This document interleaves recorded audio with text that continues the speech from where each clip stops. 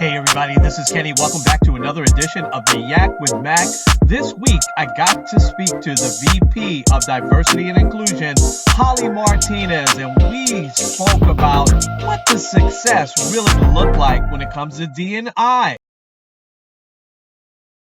Hey there, everybody. I told you, leaders, that we would just continue to bring you the best and the brightest and the most inspirational leaders that we could find here in the company. And we have got one here today. So I'm going to get right to it. It is just my pleasure, my honor to welcome in the VP of Diversity and Inclusion. Holli Martinez is in the building. Holli, welcome. It is so good to have you on. I'm just as excited to meet you. No, really? Well, thank you. Well, listen, there are so many things I want to get to with you today, but I think it is so important that the audience get to know you and your journey a little bit. So I'd love for you to walk through your career journey to begin with, and you could go back as far or as little as you'd like to. But I'd also like to ask you, what were some lessons maybe that you've learned along the way here on this journey that you've had? Wow, so much. And I will start by saying I was someone who I was married young and had kids, and I didn't go back to school until my youngest was about 6 months. And at that point, I went back to school, completed my education, and received my bachelor's and my master's, and at that point decided that I wanted to build a nonprofit based on all the learnings. On my interest was always equity, it was always inclusion and diversity, and so I wanted to understand how could I make an impact in my community, and how could I leverage the resources that I had and build something that addressed equity.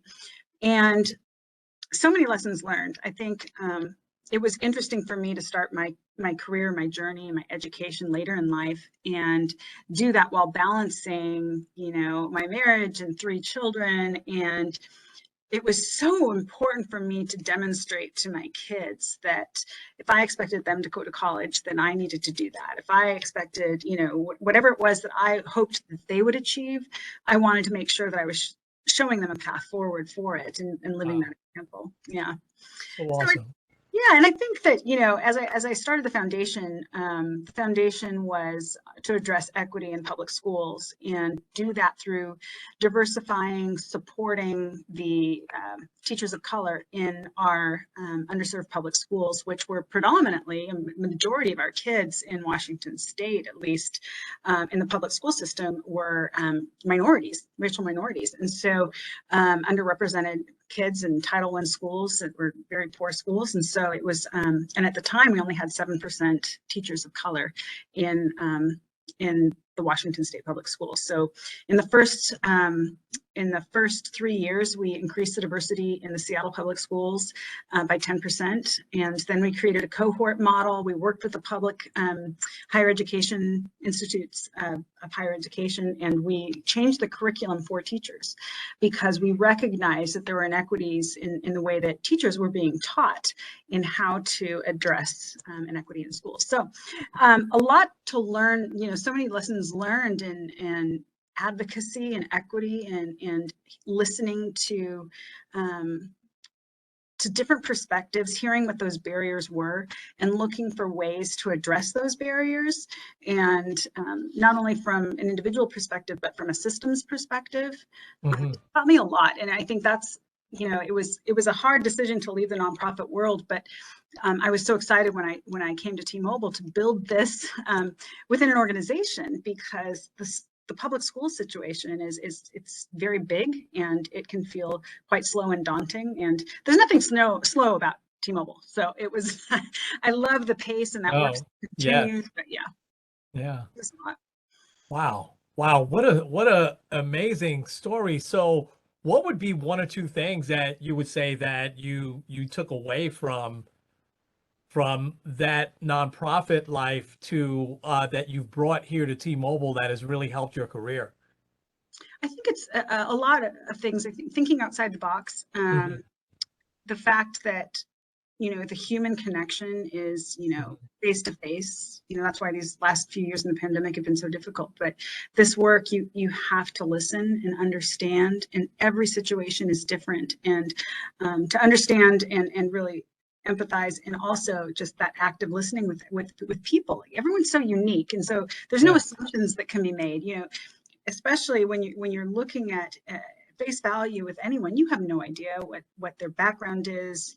There's so many things that we take for granted and assumptions that are made. And I think it helped me to approach individuals, systems, teams with a much more open mentality than I would have otherwise.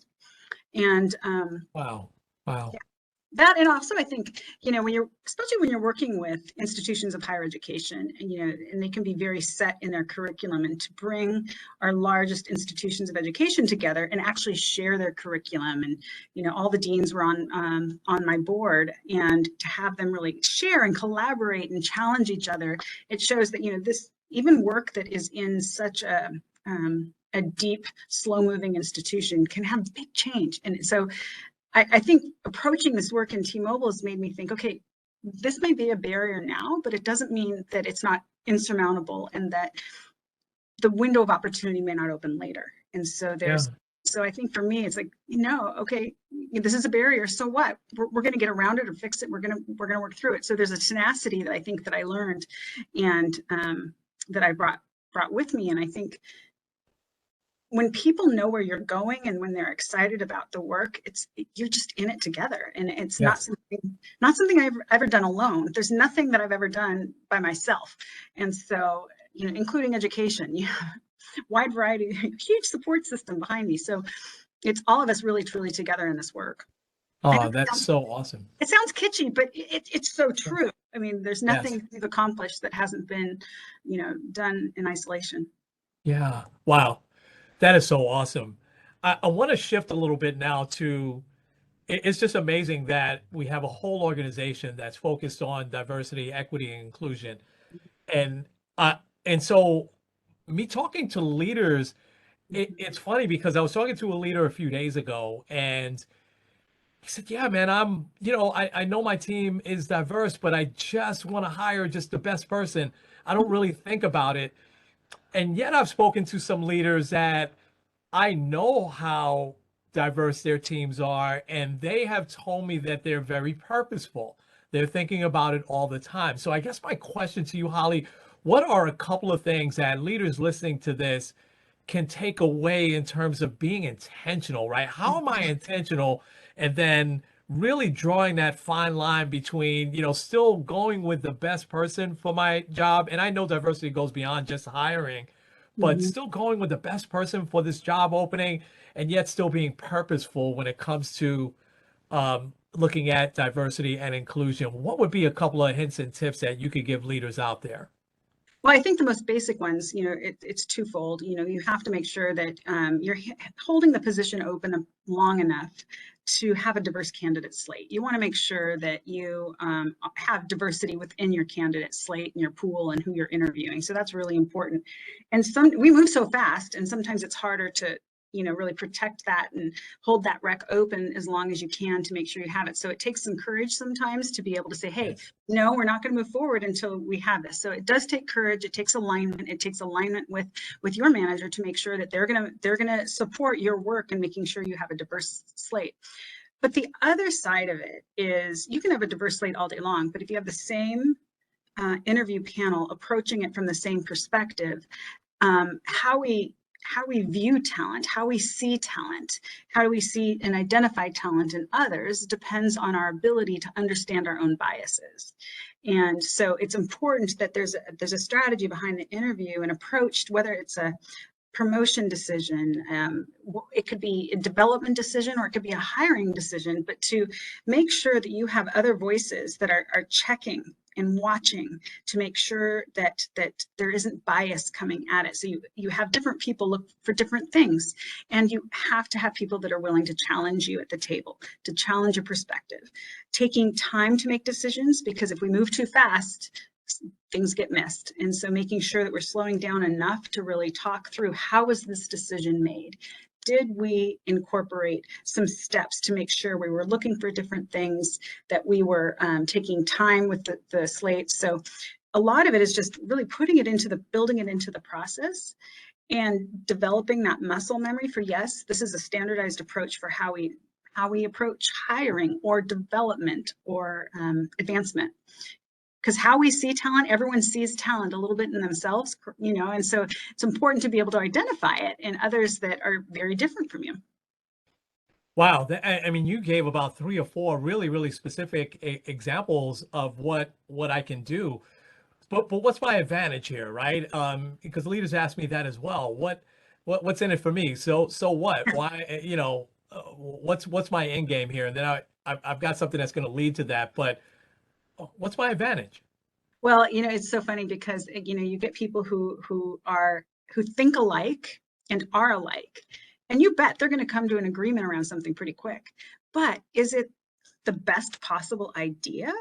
And that's what really hones us, is to have different perspectives, different ideas, challenging each other. It may take a little longer to get to yes, or get to a consensus, or get to that product or that idea, but you will have a much better quality outcome as a result of having many different perspectives and challenging ideas. And how do you see it? And so the more diversity you have at the table, and the practice of inclusion to unlock the benefits, because just because there's a diverse group doesn't mean that everyone feels they can contribute. So that's where inclusion comes in, and it unlocks that creativity.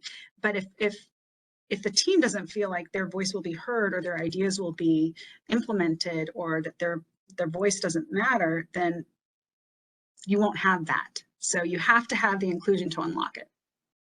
That is so awesome, and it just makes such good common sense. And I love what you said at the beginning, how we're such a fast moving business, but if we slow down just a little bit, even with that, and getting others' opinions and including everybody, it just we're going to make just outstanding decisions, right? Because it won't be in a box.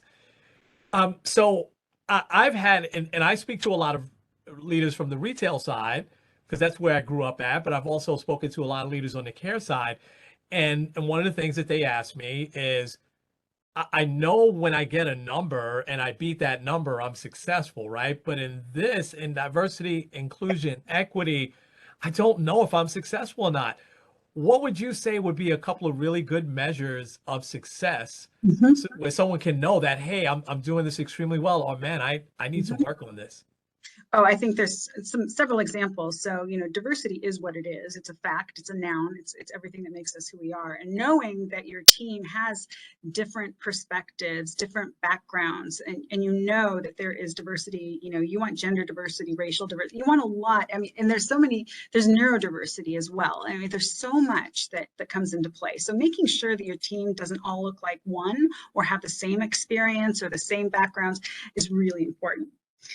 Then when you get to inclusion, and this is where our voice is really important, you can look through our voice surveys, and where your team is. If they feel like they belong. They know, if your results are showing that there's an issue here where there's not the inclusion on your team.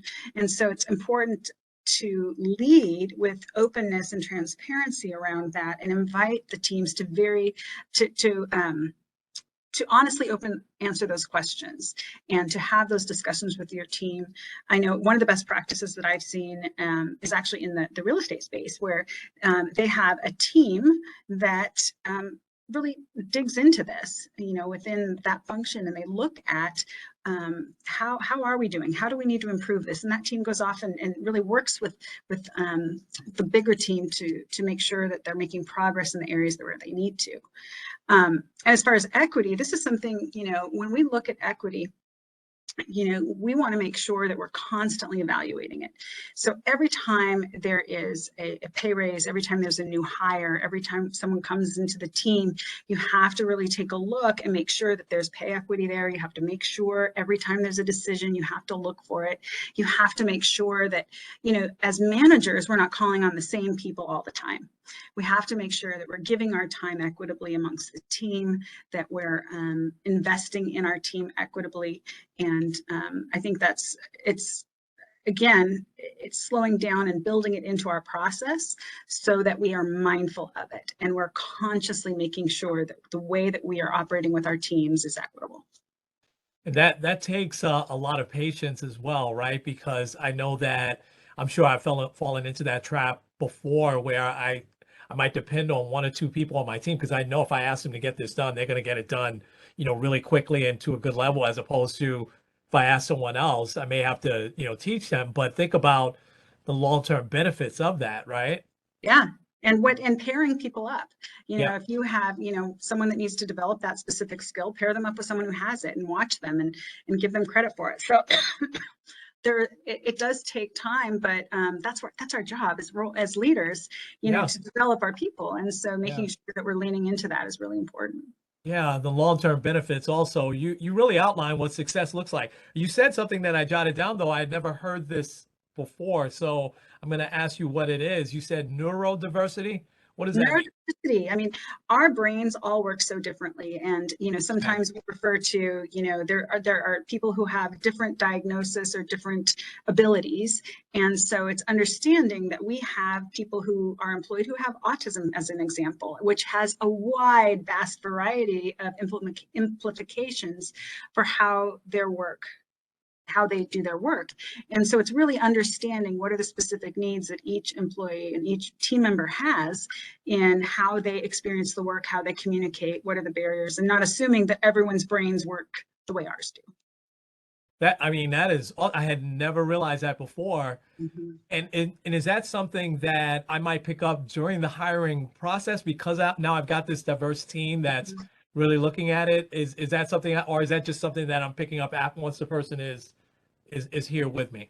Sometimes people will disclose, like, I myself, I'm dyslexic. And so me personally, and so I disclose that, I'm dyslexic. So that means when I'm proofreading things, I might need an extra pair of eyes to make sure I didn't miss something, so I think that there are times where we self-disclose, and we really want people to disclose. We have about 6% of people in the company who identify as having a disability of some sort. It could be neurodiversity, it could be any kind, it could be physical, it could be anything.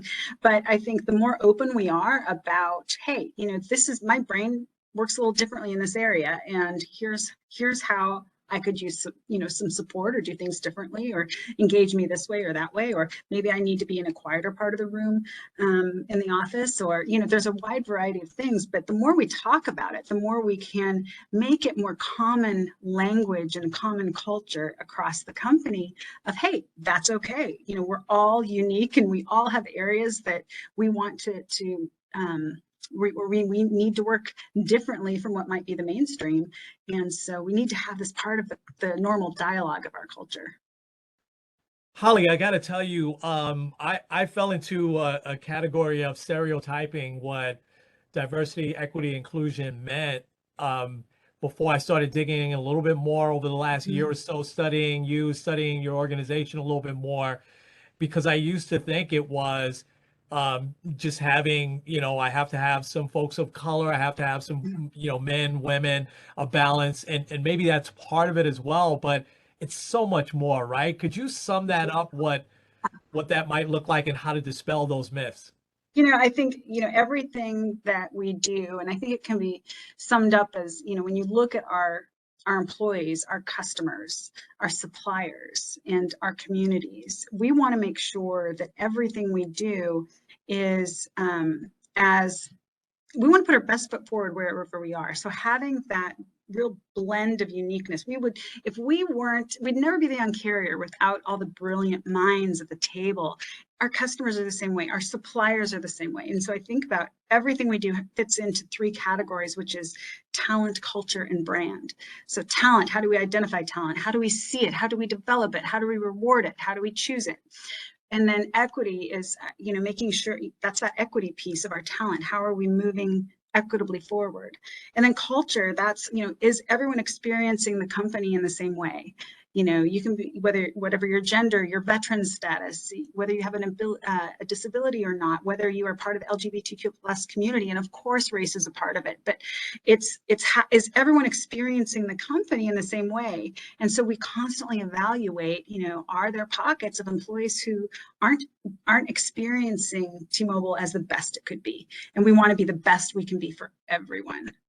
And then as far as brand, that's how we are in our communities, our suppliers, you know, our customers. How are we putting our best foot forward for them? So we're meeting their needs and understanding their unique needs. I could go on forever, but I know we don't have forever. Well, and I want to ask you one more Okay. question, but this will be more about you. But I have to say, the way you just broke that down just makes so much sense. I think, you know, it certainly has resonated with me, but I think it'll resonate with so many people. It is just such a benefit. And I think as people play this back, I think the patience thing has got to be there, you know, and we've got to be able to have that ability in this fast-paced world that we're in to really slow down just a bit. It's so advantageous for us. Yeah. I'm so glad you mentioned this at the beginning because when you and I spoke about a week or so ago, I really wanted to hear about what you do for your own development because again, reading about you, you seem to always have your finger on the pulse of what corporate America is doing and what we're doing and how we're staying ahead of the curve. So that made me think that there's some self-development that you do all the time. So I'd love to hear about that. You know, I think that that falls into several categories. I mean, some of self-development is protecting your calendar at the beginning and end of each day so that you have time to really dig into what are other companies doing, what's out there in the market, connecting with peers that are at other companies, seeing what they do. I think that's really important. But also, it's really important to have people that are mentors or coaches that can work with you in different areas. And it can be, you know, a wide variety of areas. And you can need more than one coach, that's fine, but that watch you and evaluate you, give you feedback. And you have to be so open to that feedback because it's such a gift and it's hard to find sometimes. And so always choosing people around you that aren't just going to say yes, but that are going to challenge you and that are going to give you that feedback because that's how we grow. Wow. Wow. Using the same philosophy even when it comes to self-development. That's fantastic. I love it. Yeah. And yeah, you mentioned you could go on forever. I could listen to you forever, man. So I'd love to get you back on the show maybe in a couple of months or so. And oh wow, thank you so much. Look at that. You didn't even hesitate. No, Thank you I love so this. much.